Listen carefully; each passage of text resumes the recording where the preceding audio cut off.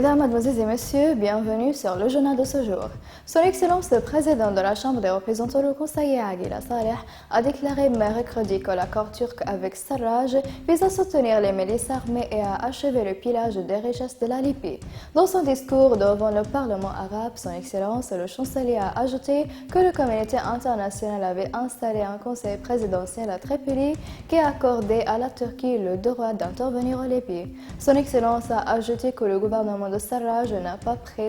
pris le serment constitutionnel devant le Parlement comme stipulé dans l'accord politique, appelant le Parlement arabe à retirer la reconnaissance du gouvernement de Sarraj. Son Excellence le chancelier Saleh a estimé que l'accord de Srerat n'existe plus sur le terrain, expliquant que l'accord politique stipulait le retrait des milices de toutes les villes. Il a souligné que la reconnaissance contenue du Conseil politique par la communauté internationale ne profite pas au peuple libyen, soulignant que le mandat du Conseil présidentiel à Tripoli a pris fin il y a longtemps. La Chambre des représentants a repris ses sessions officielles aujourd'hui, dirigée par Son Excellence le deuxième vice-président de la Chambre des représentants, le Dr Ahmed Houma, dans la ville de Benghazi.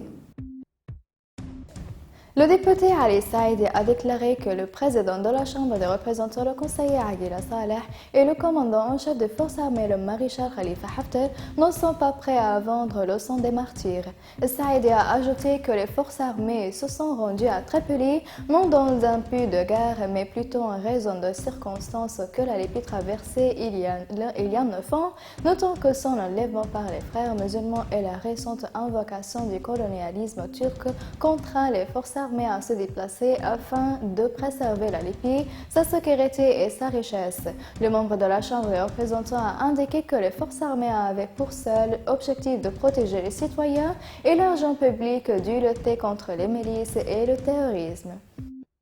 Le directeur du département d'orientation morale de l'armée, le brigadier Khalid Mahjoub, a démenti mardi les rumeurs selon lesquelles l'armée aurait violé l'accord, soulignant que l'armée est une institution militaire disciplinée, mais que l'autre partie n'a pas cessé de violer l'armistice. Le général du brigade Mahjoub a déclaré dans des communiqués de presse que l'armée avait enregistré 30 violations de l'accord de cessez-le-feu par les forces de réconciliation, soulignant que les principales de ces violations et l'utilisation de 30 transportants des opus de meurtriers, ajoutant que ces violations ont été enregistrées dans les axes de la ville de Tripoli et qu'une attaque a été lancée contre la ville de Sirte.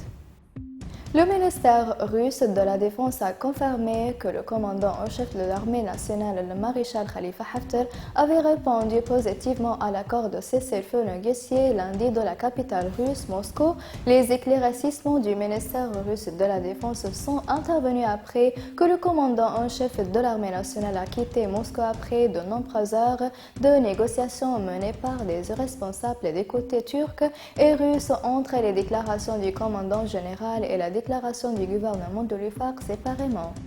Mesdames et messieurs, merci pour votre attention et au revoir.